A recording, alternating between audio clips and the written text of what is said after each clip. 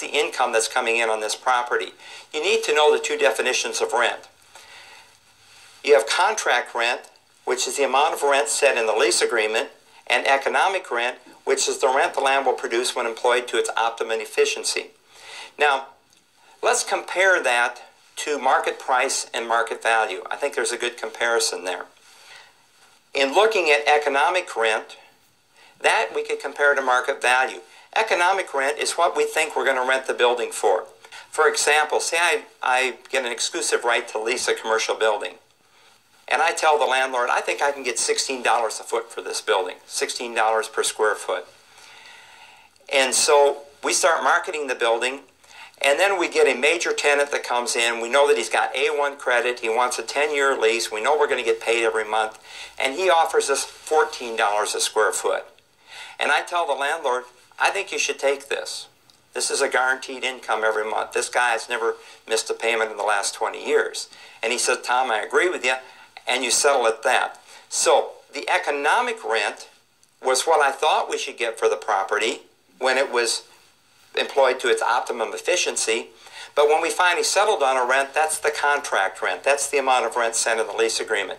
You see the comparison there between market value and market price. It's the same thing, but here we're talking about rents as opposed to a sale. Now, in looking at those rents then, the appraiser is going to have to put that into some kind of format that he can work with. He's going to use the gross scheduled income of the property, and that's all of the income that the property is going to produce. Now, we can work from two different angles on that. We can work with contract rent of what the property is currently producing, or we could value it by economic rent of what we think the property should produce. It's going to depend on the circumstances of which one the appraiser is going to use. He's also going to use the operating expenses, the cost ordinary and necessary to the operation of the income-producing property. These are the day-to-day costs. This is the maintenance cost, the insurance cost. It's going to include a set-aside for capital improvements in the future. It's going to include property management costs, its utility costs. What's it cost to operate this building on a day-to-day basis? That's your operating expenses. Then he's going to arrive at a net operating income. And let's break that down a little bit more. Anytime that you're working with investment properties, and this is all investment properties, when you're looking at the balance sheet, so to speak, or the income and expense sheet, there's 5 lines that you're going to see, and that's where we start with any of these. That's how we can compare income-producing properties. The first line is always going to be gross scheduled income. How much income is going to be derived from this property? It includes rents. If it's a residential property like an apartment complex, it can include income from the laundromat. Whatever income comes in on this property. From that gross scheduled rent, we're going to subtract a vacancy or credit loss. Most of the time our property's not going to be full 100% of the time. You're only going to have like 95% occupancy or 90% occupancy, depending on the market that you're in. So we have to take into account some kind of vacancy rate. In addition, we have a credit loss, bad checks, people that have walked their leases. We're going to subtract that. We're going to come up with the effective gross income. This is the amount of monies that we have available to pay bills with. From that, we're going to subtract our operating expenses. And then we're going to come up with that bottom line, and that's the line that's going to be important for us when we're capitalizing this income stream, and that's our net operating income, or our NOI. Now, I want to point out one thing here that's important. When you're doing these, you could see this as a math problem, you could see it as an appraisal problem, you could see it as an investment problem. It's the same process no matter how it's presented in the test. So listen to this for a minute. In talking about operating expenses, there's 2 things that are not included in operating expenses. That is going to be depreciation, and this depreciation is the one we talked about before. This is IRS depreciation, and we said that the IRS calls it cost recovery.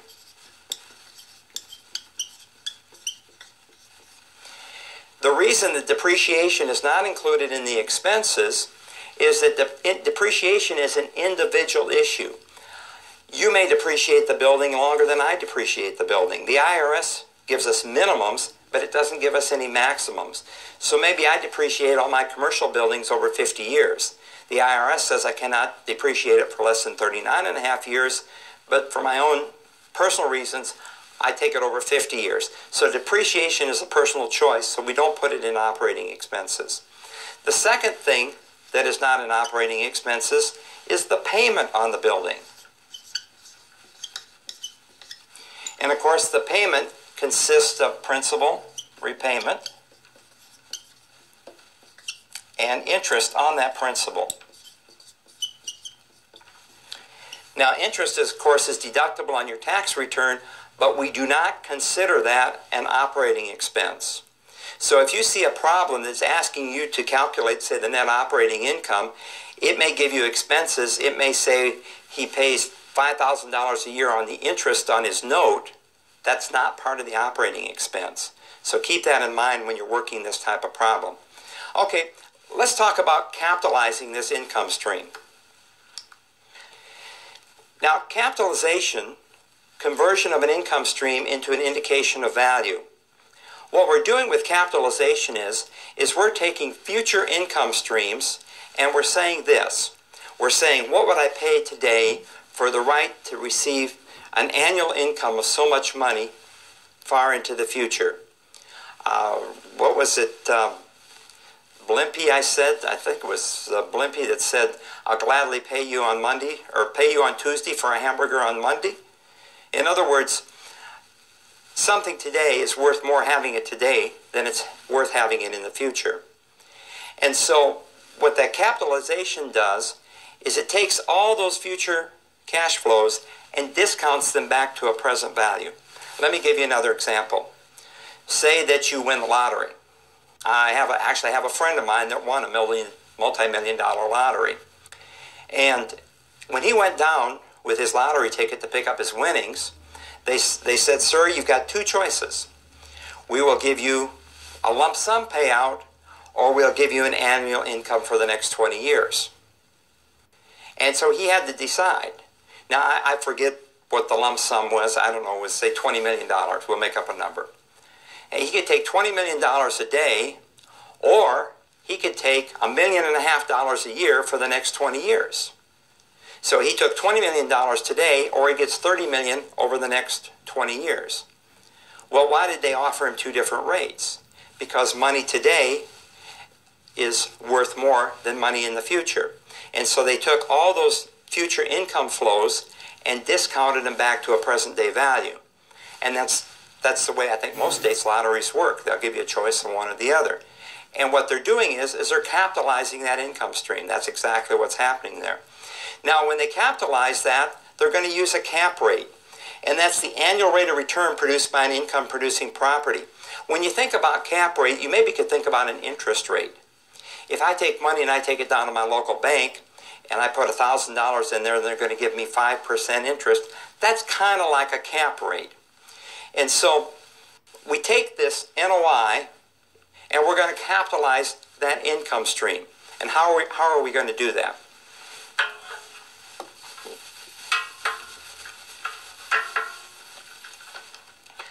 We're going to take that NOI, that net operating income, and we're going to divide it by the cap rate, and we're going to come up then with a value of the property.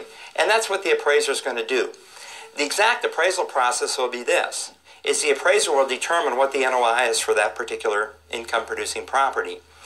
Then he will go into the marketplace and he will say this, what cap rate are investors using to purchase similar types of property? What cap rate are investors using to purchase similar types of property?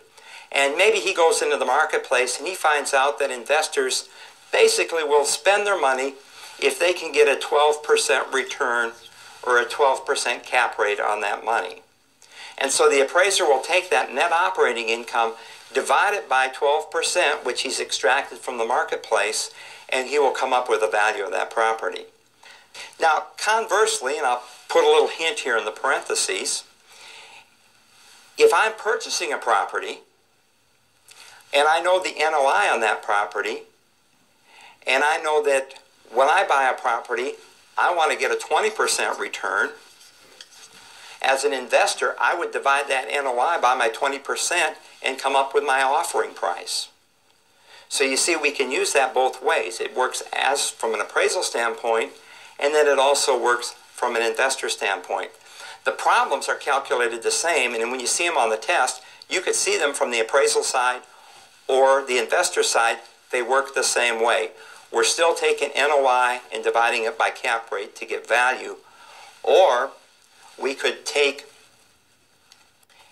the NOI and divide it by the value of the property, and we get the cap rate. Just some easy math there, and we're going to look at some math problems later on and talk about this concept some more. Now, a final way that appraisers will use as a